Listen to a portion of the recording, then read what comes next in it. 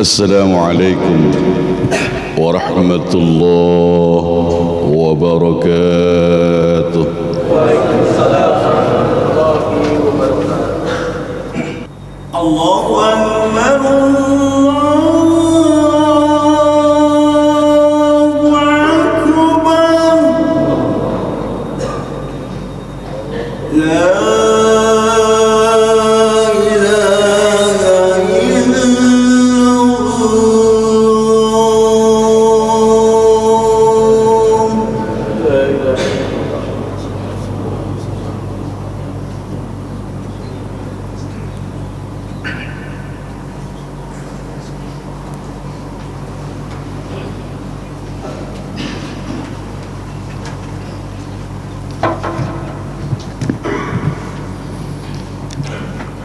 الحمد لله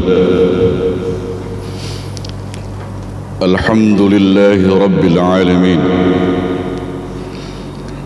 وبه نستعين على أمور الدنيا والدين، والصلاة والسلام على سيد المرسلين وخاتم النبيين وإمام المتقين، وعلى آله الطاهرين والطيبين، وأصحاب الغر الميامين، ومن تبعهم بإحسان إلى يوم الدين. أشهد أن لا إله إلا الله الملك الحق المبين، وأشهد أن محمدًا عبده ورسوله الصادق الوعد الأمين. اللهم صل على سيدنا محمد الفاتح لما أغلق والخاتم لما سبق، ناصر الحق بالحق والهادي إلى صراطك المستقيم، وعلى آله وصحبه حق قدره ومقدار العلي العظيم. أما بعد، عباد الله، أوصينا وأوصيكم جميعا بالتقوى الله وبطاعته رسول الله صلى الله عليه وآله وسلم. فأسأل الله أن يبارك لنا في حياتنا دنيوية قبل الآخرة، وأن يهدينا إلى صراطه المستقيم، ويجعلنا من المتقين، ويدخلنا جنته جنة النعيم بحق سيد المرسلين، والحمد لله رب العالمين. معاشر المسلمين حداكم الله. Mengawali jumpa kita pada siang kali ini, yuk mari sama-sama kita panjatkan puja dan puji pada Allah Subhanahu wa taala, yang mana pada kesempatan kali ini, pada siang kali ini, kita masih diberikan nikmat dan hidayahnya oleh Allah Subhanahu wa taala. Dengan satu harapan, kumpulnya kita di sini bersama handai tolan, kerabat dan kawan menjadi satu catatan amal baik kita di akhir kelak. Amin ya rabbal alamin. Kedua kalinya selawat beriring salam, doa serta salam tak lupa dan tak hentinya kita salamkan, kita sampaikan kepada Sayyidil Wujud wa afdalil mawjud, Nabiyuna Habibina Muhammad sallallahu alaihi wa alihi wasallam. Tak lupa pula kita salamkan para keluarganya, para sahabatnya dan para pengikutnya ila yaumil qiyamah. Al-Khatib berwasiat khususnya pada Al-Khatib, umumnya para jamaah sekalian, untuk senantiasa meningkatkan kualitas takwa kita kepada Allah Subhanahu wa taala. Karena dengan sababiyat takwalah manusia akan dipandang mulia oleh Allah Subhanahu wa taala. Ma'asyiral muslimin hadakumullah. Rasulullah sallallahu alaihi wa alihi wasallam, beliau dimi'radkan oleh Allah Subhanahu wa taala memakai label abdun, hamba. Artinya apa buat kita saudara? Dikala kita mau menghadap kepada Allah Subhanahu wa taala, apapun bentuknya, maka lepas semua apa-apa yang kita punyai.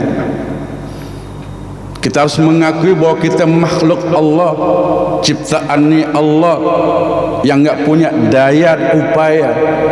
Sehebat apapun makam kita, derajat kita, kedudukan kita di pandangan manusia, tetap kita makhluknya Allah, abdulnya Allah, ciptaannya Allah, yang sepantasnya kehidupan kita harus beribadah kepada Allah Subhanahu wa taala. Makanya kalau kita mau pandang ibadah abdun, hamba Allah Subhanahu wa taala, maka kita harus melepas semua itu semua. Maka akan Allah titrakan kepada kita menjadi orang-orang saleh, orang muttaqin dan lain sebagainya. Pijakan pertama kita yang menjadi abdun, hamba Allah Subhanahu wa taala.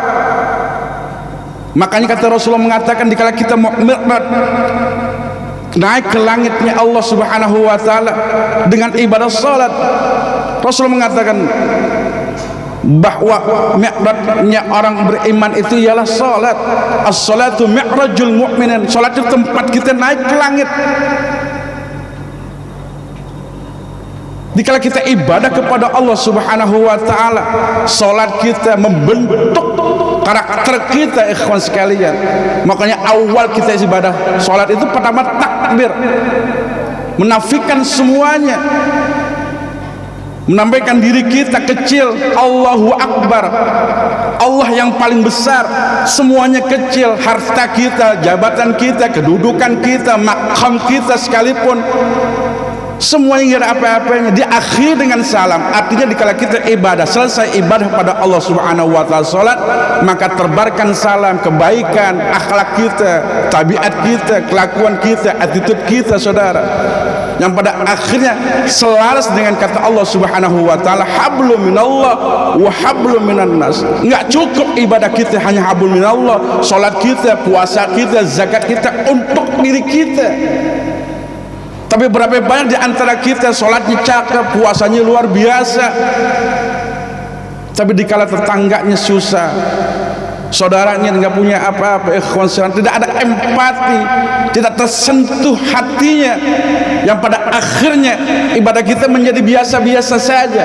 Pada semua ibadah kita itu harus ada efeknya, kata Allah Subhanahu wa taala, harus ada asarnya buat diri kita.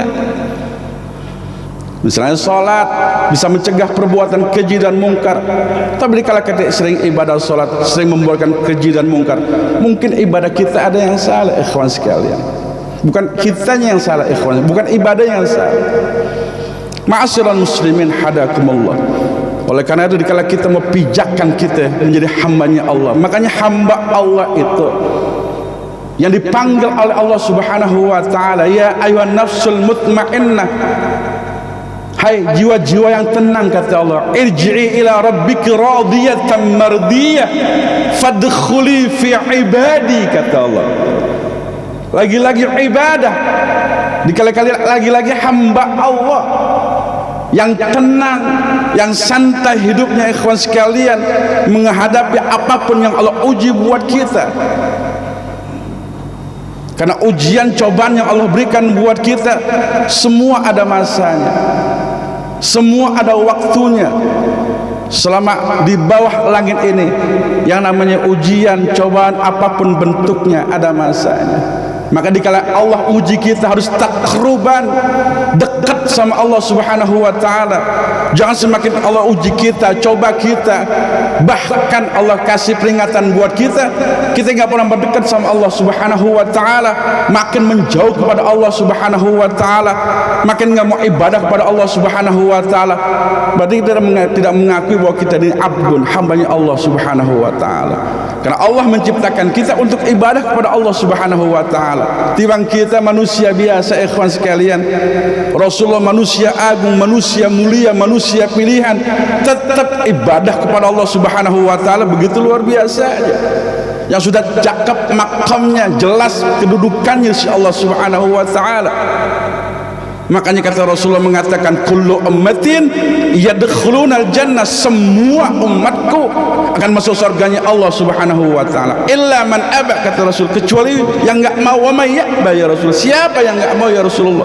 Qala wa man ata'ani dakhalal jannah wa man asani faqad aba. Shadaqan Nabi sallallahu alaihi wasallam. Rasulullah mengatakan waman ata'ani, kata Rasulullah, kalau dia taat kepadaku dan kepada Allah maka dakhalal jannah. Tapi waman asani, kata Rasulullah, tapi kalau mereka bermaksiat kepadaku. Apa sih bentuk maksiat kepada kita kepada Rasulullah ya ikhwan sekalian? Banyak kita mahabbah kepada Rasulullah, tapi kita enggak cinta kepada sunnah Rasulullah. Bahkan kita terkadang membenci keturunan Rasulullah sallallahu alaihi wasallam, yang pada akhirnya kita dianggapnya cinta yang palsu. Ma'asyiral muslimin hadakumullah, dengan satu konklusi, dengan satu kesimpulan, yuk mari jadikan hidup ini menjadi abdun, hamba Allah Subhanahu wa taala. Dikala hidup kita rendah hati, fa insyaallah Allah akan tetelkan kepada kita menjadi orang-orang yang bertakwa di sisi Allah Subhanahu wa taala. Karena manusia yang bertakwa ialah manusia yang mulia di sisi Allah Subhanahu wa taala. Ma'asyiral muslimin hadakumullah. A'udzu billahi minasyaitonir rajim. Bismillahirrahmanirrahim. Qul huwallahu ahad, Allahus samad, lam yalid wa lam yulad wa lam yakul lahu kufuwan ahad. Barakallahu li wa lakum fil Qur'anil azim. Wallahu ghafurur rahim.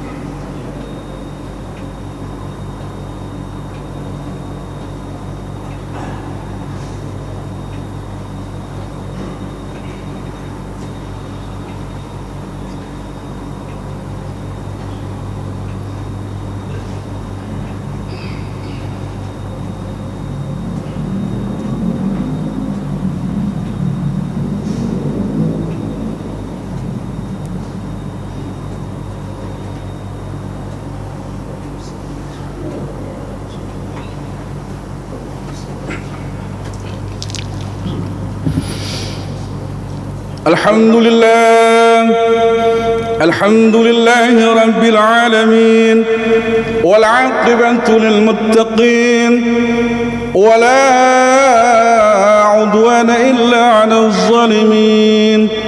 أشهد أن لا إله إلا الله وحده لا شريك له، إياه نعبد وإياه نستعين.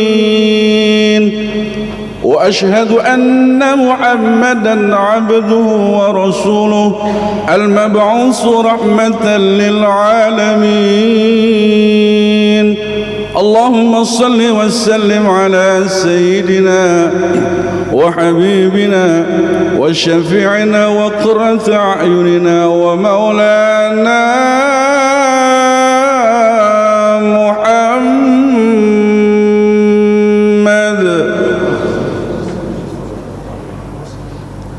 عباد الله، أوصيكم وإياي بتقوى الله فقد فاز المتقون. وقال الله جل جلاله وهو أصدق القائلين: أعوذ بالله من الشيطان الرجيم، بسم الله الرحمن الرحيم. إن الله وملائكته يصلون على النبي يا أيها الذين آمنوا صلوا عليه وسلموا تسليما.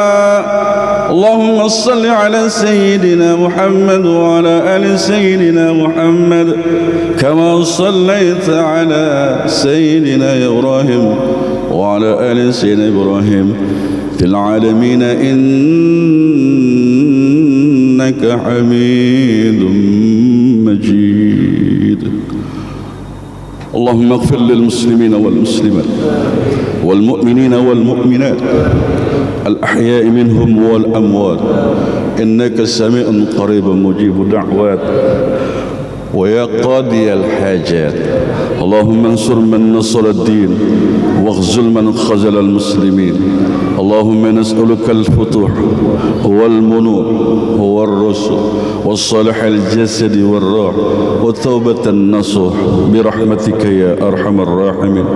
اللهم اجعل جمعنا هذا جمعا مرهوما واجعل تفرقا من بعده تفرقا معصوما، ولا تجعل اللهم فينا ولا منا ولا معنا ولا من يتبعنا سقيا أو مطرودا أو محروما برحمتك يا أرحم الراحمين.